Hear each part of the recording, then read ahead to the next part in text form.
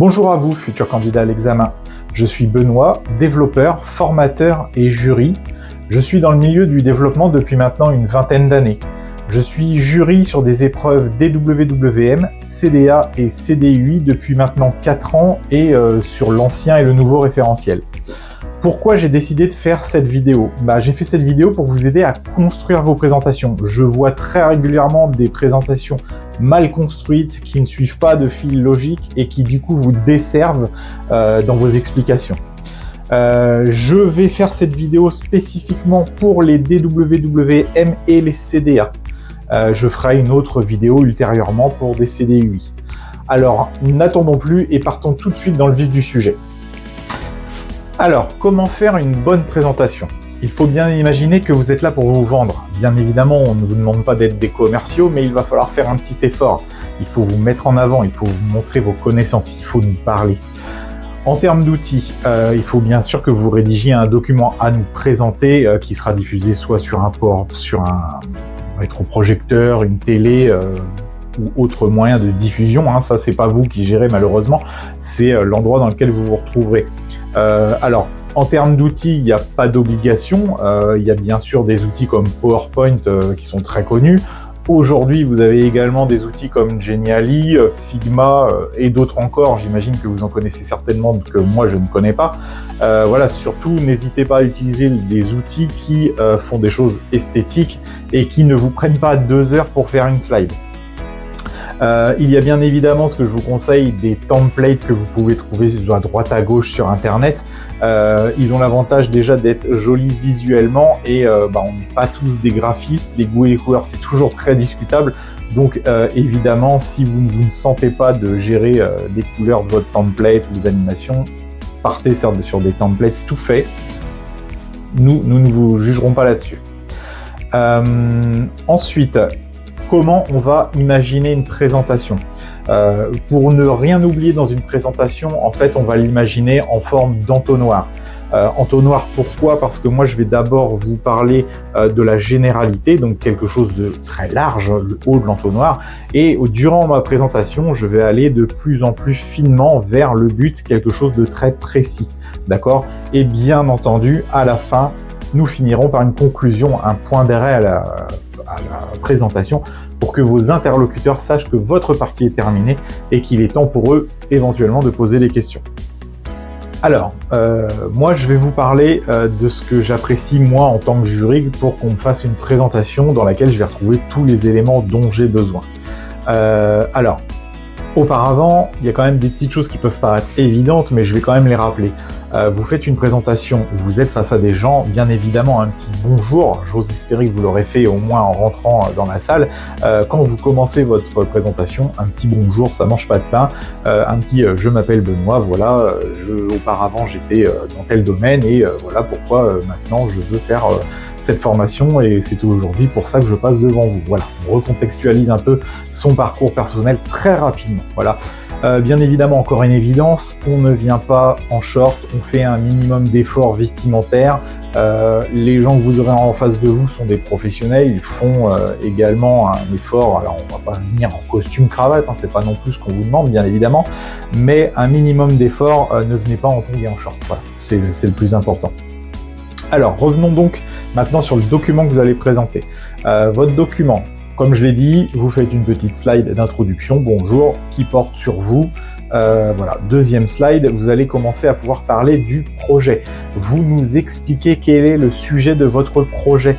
J'ai vu beaucoup de présentations où on rentrait dans le technique sans pour autant nous avoir dit voilà, j'ai fait un site pour une boulangerie. Voilà, c'est tellement évident pour le candidat que finalement il ne nous l'explique quand même pas. C'est important. Dites-nous sur quoi porte votre site, votre application mobile, je ne sais pas. Voilà, dites-nous de quoi ça parle. Ok, une fois que ça c'est fait, vous pouvez à partir de là nous parler de votre contexte technique, des choix que vous avez fait en termes de stack, des architectures, voilà, même si vous y reviendrez un petit peu par la suite. Mais c'est important de, je pense, nous faire une slide où vous nous parlez de chacune des stacks que vous avez utilisées et peut-être des outils également. Si vous avez travaillé en équipe, là, il est intéressant de venir parler justement de l'équipe, combien vous étiez et comment vous fonctionniez. C'est surtout ça qui va nous intéresser. Est-ce que là, par exemple, vous avez choisi de travailler en méthode agile, agile Scrum peut-être, ou est-ce que vous avez utilisé des tableaux Kanban? C'est intéressant pour nous de savoir ça, ça fait partie des critères qu'on a besoin d'évaluer. Hein. Donc, important, expliquez-nous votre façon de travailler en équipe. Vous enchaînez également, si c'est le cas, sur éventuellement les outils que vous avez utilisés pour communiquer, pour rationaliser votre travail, les outils de documentation. Est-ce que vous avez utilisé du Git, ce que j'espère, est-ce que vous avez utilisé du GitHub, du GitLab ou autre outil, bien évidemment. Il n'y a pas de, voilà, il n'y a pas de critères arbitraires là-dessus, à partir du moment où vous utilisez des outils collaboratifs. D'accord ? Voilà, à partir de là dans la vidéo, je vais faire une petite distinction pour les parcours DWWM et les parcours CDA. Donc, si vous êtes sur le parcours CDA, arrivé à ce stade de la présentation, c'est maintenant qu'on va faire le focus sur la conception. Vous êtes attendu bien évidemment sur tout l'aspect concepteur. Vous n'êtes pas là que des développeurs. Le titre, si vous ne faites que du développement, autant passer le DWWM, pardon. Donc ici, qu'est-ce qu'on va faire? On va nous faire des slides dédiés à chaque étape de conception. Donc un premier slide, s'il vous plaît, sur la conception de la base de données. Donc soit vous nous présentez de la méthode Meurize avec donc MCD, MLD, MPD, etc. Tout le langage qui vient dans le MCD avec, je le répète, hein, parce que vous le verrez dans d'autres vidéos que j'ai fait, les entités, les associations, les verbes, les cardinalités, etc. Vous pouvez également avoir réfléchi à votre base de données en ayant fait des diagrammes entité-association. Voilà, c'est un autre choix. Je vous cache pas que les jurys ont plutôt une tendance à aller vers la méthode Meurize qui a plus de réflexion en termes de conception de base de données. C'est vraiment un outil qui a été élaboré pour ça. Donc, en tout cas, une slide sur la conception de base de données, ça c'est une chose. Ensuite vient le temps de la conception de votre application, de la réflexion sur vos fonctionnalités. Vous allez donc passer sur ce qu'on appelle le langage UML. Pour votre certification, s'il vous plaît, présentez-nous au moins 2 diagrammes UML différents. Alors, vous avez le choix, dans l'UML, vous avez les diagrammes de cas d'utilisation ou qu'on appelle use case. S'il vous plaît, il nous en faut au moins un correct. Ensuite, vous avez également des diagrammes de séquence, vous avez des diagrammes d'activité, vous pouvez faire des diagrammes de classe, des diagrammes de navigation, des diagrammes de déploiement. Dans l'UML, vous avez le choix, il y a 14 diagrammes. Bien évidemment, ceux que je viens de vous citer auparavant, c'est ceux qu'on aime le plus voir, qui sont le plus efficaces pour nous faire comprendre voilà, votre vision de votre application, la vision d'une fonctionnalité en particulier. Voilà. Faites bien une slide dédiée à un diagramme à chaque fois, histoire que voilà, les choses puissent être posées, que le jury ait le temps de bien comprendre pendant un temps avec vos explications sur un diagramme. C'est important. D'accord? Et évidemment, on fait bien toute cette partie-là à ce moment-là de la présentation, de manière à ce que vous fassiez comprendre à votre jury que vous avez bien fait la conception de l'application avant d'avoir codé l'application. D'accord? C'est quelque chose de très important. Alors bien sûr, je vous invite à liker cette vidéo, ce qui aidera à la popularisation de cette chaîne. Je vous invite surtout, évidemment, à partager cette vidéo à votre communauté d'apprenants qui passent l'examen. J'ose espérer que cette vidéo aura une utilité pour vous tous. Donc surtout, n'hésitez pas à la partager, à la faire connaître. Alors, à partir de là, nous retournons au tronc commun DWWM et CDA. Là, pour les deux, c'est la même chose, ok? Alors, à partir de là, ce que je vous préconise, alors tout ce que je vous dis, je le redis, je le rappellerai plus tard, moi, ce ne sont que des suggestions, je n'ai pas la science infuse, ça n'est pas le schéma type de présentation qu'on attend, moi, c'est une proposition que moi, j'aime bien entendre, d'accord? Donc, moi, ce que je vous propose à partir de là, c'est donc maintenant de rentrer dans le technique, vous allez devoir nous expliquer votre code, et pour ça, je vous préconise de choisir une de vos fonctionnalités dans votre projet, essayez de prendre quelque chose d'un petit peu complexe. Là, moi, pour l'exemple, je vais vous parler, par exemple, d'une authentification. D'accord? Alors, qu'est-ce qu'on va faire? Là, moi, je vais vous parler de l'authentification. Donc, Je vais vraiment faire de A à Z. Alors, comment j'ai conçu mon authentification? Déjà, mon écran, avant de le créer, je l'ai designé. Donc là, je vais vous parler de la maquette, d'accord? De l'aspect maquettage. Est-ce que j'ai fait du zoning? Est-ce que j'ai fait du wireframe? Est-ce que j'ai fait des maquettes? Voilà, il y a tous ces petits mots-là, tout ce que je vous dis là, attention, c'est des petits mots-clés, hein, je le rappelle aussi dans d'autres vidéos, vous inquiétez pas. Donc j'ai fait mes maquettes. À partir du moment où mes maquettes ont été validées, j'ai construit derrière mon code front. Donc là, mon code front, faut nous en montrer un petit peu, faut que vous nous montriez que vous maîtrisez l'aspect structure HTML. Est-ce que c'est propre? Est-ce que c'est bien pensé? Est-ce que les choses ont été mises en place pour le SEO? Attention, ça fait partie aussi des critères qu'on attend, donc il y a un petit peu de connaissances en SEO à avoir. C'est le moment de nous en parler. Il faut également nous montrer que vos pages sont adaptables, donc peut-être mobile ou desktop. Donc si par exemple on est sur du HTML, il va falloir nous parler de responsive et de la manière que vous avez rendu les choses responsives. Est-ce que vous avez utilisé, je sais pas, un framework CSS de style Bootstrap, Material UI, ou est-ce que vous avez fait tout à la mano avec des media query? Voilà, il n'y a pas de bonne ou de mauvaise réponse, hein, vous inquiétez pas. Le but, c'est que vous nous expliquiez comment vous avez réalisé ça, d'accord? Donc là, voilà, votre page front est conçue. Voilà, vous nous avez montré votre code HTML. Maintenant, vous allez pouvoir nous montrer, voilà, j'ai fait mon formulaire d'authentification. Quand je clique sur le bouton, qu'est-ce qui se passe derrière? Donc là, qu'est-ce qui se passe derrière? Moi, je vais prendre l'exemple d'un framework MVC. Donc, ma demande va arriver vers un contrôleur. Ok, mon contrôleur réceptionne. Qu'est-ce que fait mon contrôleur? Je montre un bout de code. Je dis, alors je ne vais pas expliquer ligne par ligne, variable par variable ce qui se passe, hein, mais je brosse un petit peu le code et je dis, voilà, cette ligne-là est importante, attention, voilà, c'est celle qui réceptionne les données du formulaire, je passe dans telle variable et par exemple, je vérifie mon mot de passe peut-être avec cette fonction-là. D'accord? Le contrôleur fait sa tabouille, hein, comme on va dire. Est-ce que le contrôleur a besoin d'aller vérifier en base de données? Si c'est le cas, ça veut dire que derrière, vous avez peut-être un service, une entité, un repository, une API peut-être, vous avez peut-être une architecture voilà, qui se compose en front et en back de deux projets séparés, donc il y a peut-être une API. Voilà, c'est le moment effectivement de nous montrer par où l'information transite. Et donc voilà, si je suis passé dans une API ou peu importe, je vais donc aller sur une couche modèle, voilà, et une fois que ce modèle intervient, si par exemple vous utilisez un ORM ou un ODM, là on va se focaliser un peu plus sur l'histoire de l'ORM, c'est le moment aussi de nous montrer que vous savez que ce que fait l'ORM, l'équivalent en langage SQL, parce que c'est pareil, ça fait partie des compétences demandées, d'accord? Donc c'est le moment de nous parler d'une petite requête SQL. Est-ce que c'est du select? Est-ce que c'est de l'insert? Est-ce que c'est de l'update? Faites-nous un petit exemple. Si vous êtes capable d'aller nous expliquer jusqu'à une jointure, c'est top. On vous en demandera, je pense, pas plus ce jour-là. Voilà, donc c'est le moment de nous parler d'un peu de SQL. Voilà. Donc on va jusqu'à la base de données. La base de données, elle nous répond.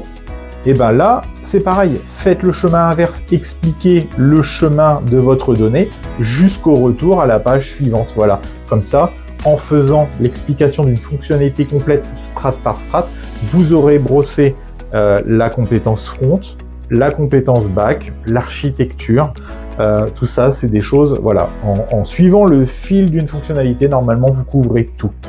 Alors voilà, comme je le disais juste avant, si vous avez suivi ce cheminement, normalement, vous nous avez présenté l'essentiel de ce dont on a besoin de voir. Inutile de nous montrer des lignes et des lignes et des montagnes de code. Hein. Bien évidemment, si vous nous montrez une fonctionnalité, que vous nous l'expliquez correctement, nous, on va tout de suite comprendre que vous maîtrisez votre sujet.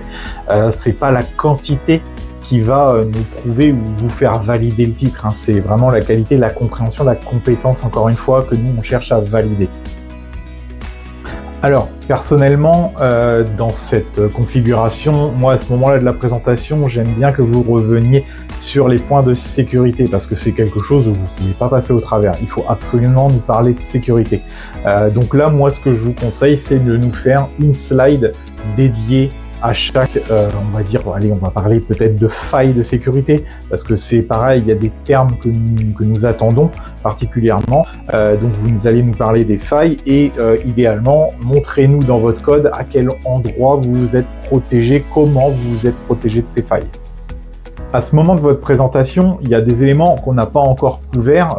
Il est difficile de les placer autrement dans la présentation. Moi, je trouve que c'est judicieux d'en parler à ce moment-là. C'est pas mal de nous parler à ce moment-là des tests unitaires, enfin des tests en général. Hein. Donc, évidemment, vous allez nous parler, si vous l'avez fait, c'est pas toujours le cas, on est bien d'accord, hein, il y a toujours des problématiques de temps sur des projets d'école, vous avez rarement le temps de mettre en place les tests, mais montrez-nous que vous savez ce que c'est, qu'est-ce que c'est qu'un test unitaire, qu'est-ce que c'est qu'un test fonctionnel, qu'est-ce que c'est qu'un test de non-régression, voilà, il y a plein de tests, on vous demande pas de tous les connaître par cœur, il y en a même que nous, certainement, on connaît pas non plus, et il y en a de plus en plus, mais voilà, montrez-nous que c'est quelque chose sur lequel vous avez déjà creusé, dont vous connaissez l'existence, que vous, éventuellement, si vous les avez mis en place dans vos projets, encore mieux, montrez-nous les tests unitaires que vous avez pu faire, d'accord ? Autre point qui peut être intéressant de parler à ce moment-là de la présentation, c'est la RGPD. Expliquez-nous ce que vous savez de la RGPD. Est-ce que justement vous avez pris en compte les obligations dans votre produit? Est-ce que je requiers, voilà, est-ce que je prends le consentement de l'utilisateur? Est-ce que je l'informe des données que je réceptionne, etc., etc. RGPD, n'oubliez pas de nous en parler. Si vous avez suivi toute cette progression telle que je viens de vous la décrire, normalement, toutes les compétences ont été parcourues. Il faut terminer votre présentation par une slide de conclusion. Dans cette slide de conclusion, n'hésitez pas à nous faire part des axes d'amélioration que vous envisagez pour votre application, ce qui nous montrera que vous pensez quand même au futur. Parlez-nous un peu de votre ressenti par rapport à la formation que vous venez de vivre, du ressenti par rapport à votre projet. C'est toujours intéressant pour nous.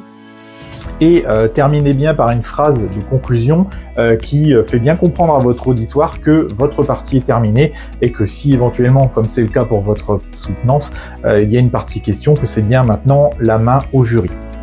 Alors, maintenant, on va parler un petit peu, je vais vous donner un peu des petits, ce que j'appelle des petits tips d'amélioration pour faire une présentation plus fluide. En tout cas, moi, les choses que j'utilise pour ma part. Alors déjà, une présentation, clairement, je vous conseille de la faire debout. Vous voyez, cette vidéo, je la fais debout. Très naturellement, vous voyez, mes mains accompagnent mon discours. Ça rend tout de suite les choses plus vivantes. En étant debout, vous aurez aussi une intonation de voix qui sera plus naturellement portante. Ce sera particulièrement utile pour les personnes très timides qui parfois vont parler très bas. Voilà, il faut, voilà, vous pouvez le faire debout, en tout cas je vous le conseille. Combien de slides je mets dans une présentation? Alors, il y a une tendance, moi en général, sur une présentation, là, par exemple, on va prendre l'exemple du DWWM, vous avez 35 minutes qui vous est consacré. Bon, eh bien moi, je vais partir sur 35 slides. La tendance, c'est 1 minute, une slide. Attention, encore une fois, ça n'est pas une règle absolue. Vous pourriez très bien faire 1 minute, 3 slides si le sujet, entre guillemets, n'a pas besoin d'être appuyé et vous avez besoin de montrer beaucoup d'informations. Voilà, il n'y a pas de règle absolue, voilà. Mais il faut bien, vous êtes bien obligé de quantifier un petit peu quelque chose, il faut bien vous lancer sur quelque chose. Donc moi, ma règle personnellement, en général, c'est 1 minute, une slide. Voilà. Qu'est-ce que je mets dans mes slides? Attention, il y a quelques petites choses à savoir.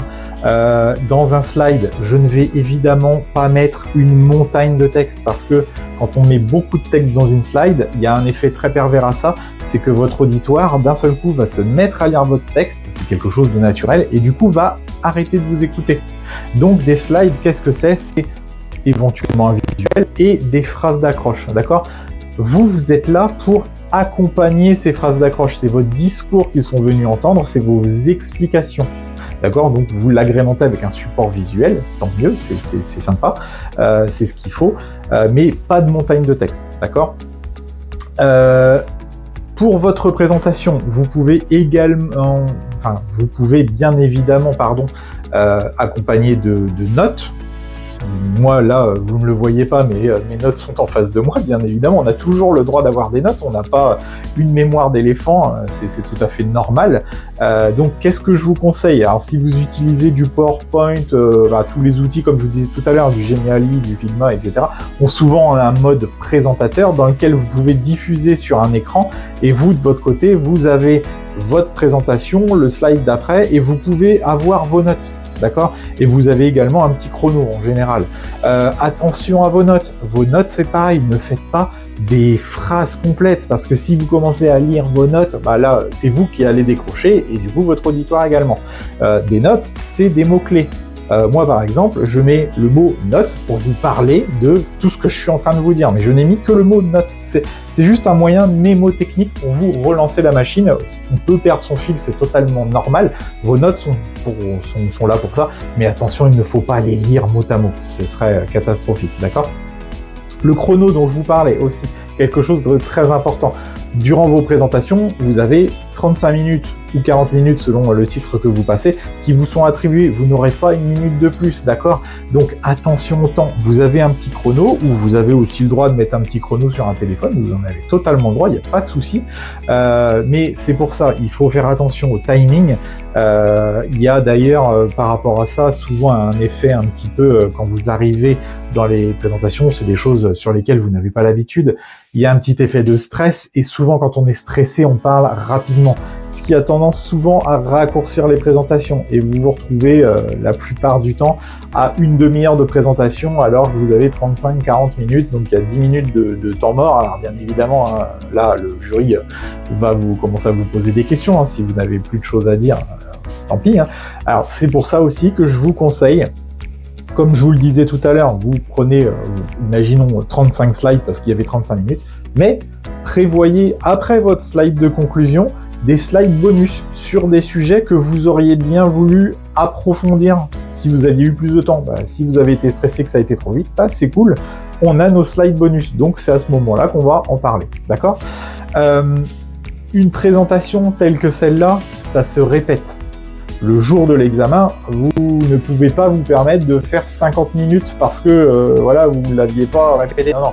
Cette présentation, vous la faites une fois ou deux, s'il vous plaît, avec quelqu'un en face de vous. Vous lui parlez comme si c'était le jury, et vous prenez durant votre présentation des repères temporels. Ça vous permettra, vous, de savoir si justement vous êtes en avance ou en retard sur votre sujet. D'accord? Et ça vous évitera tout simplement le jour de l'examen, d'être trop long et d'être frustré parce que le jury vous a coupé, les 35 minutes sont arrivées et malheureusement vous n'aviez pas fini. Ce serait très dommage, d'accord? Donc faites des répétitions, c'est important. Alors, petit point supplémentaire concernant votre visuel de présentation. Comme je l'ai déjà dit précédemment dans la vidéo, vous n'êtes pas tous des graphistes. Souvent les goûts, les couleurs, c'est discutable en fonction des choix, des goûts, etc. Donc, s'il vous plaît, restez sobre. Ce qui nous intéresse dans une présentation, c'est l'information que vous allez véhiculer. Ce qui nous intéresse, c'est des lignes de code, les titres, et c'est surtout la parole que vous allez amener avec vos explications. Donc, sur votre document, s'il vous plaît, restez sobre. Si vous n'avez pas d'inspiration, allez regarder sur Internet. Il y a plein de templates aujourd'hui pour du PowerPoint, pour du Geniali, pour tout ce que vous voulez. Soit utiliser des templates, ou alors utilisez-les pour vous inspirer. En ce qui concerne les écrans de code, quand vous voulez nous présenter des lignes de code, s'il vous plaît, faites attention à ça en fonction du device sur lequel vous allez projeter. Si c'est une télé, pas de problème. Par contre, si c'est du rétroprojecteur, si jamais vous mettez du code sur fond noir, ça peut être très vite illisible. Donc moi, personnellement, je vais vous conseiller de présenter vos lignes de code sur fond blanc, et pensez bien à ne pas mettre évidemment 1000 lignes de code sur un slide, ça serait tout de suite illisible. Pensez bien que parfois les jurys, en fonction de la configuration de salle dans laquelle on va être, les jurys peuvent être un petit peu loin et donc ne pourront pas lire votre code. Pensez à bien toujours prendre un peu de recul pour voir si votre slide est lisible, tout simplement. Voilà, donc je vais terminer cette vidéo en vous rappelant que tout ça ne sont que des conseils, bien évidemment. Je fais moi-même parfois des présentations qui sont loin d'être parfaites, il n'y a pas de problème. Je voulais faire cette vidéo pour vous donner un maximum d'éléments pour vous aider à améliorer votre présentation et que vous réussissiez au mieux le jour de l'examen. Je vous souhaite bon courage à tous et à bientôt pour votre présentation de votre examen.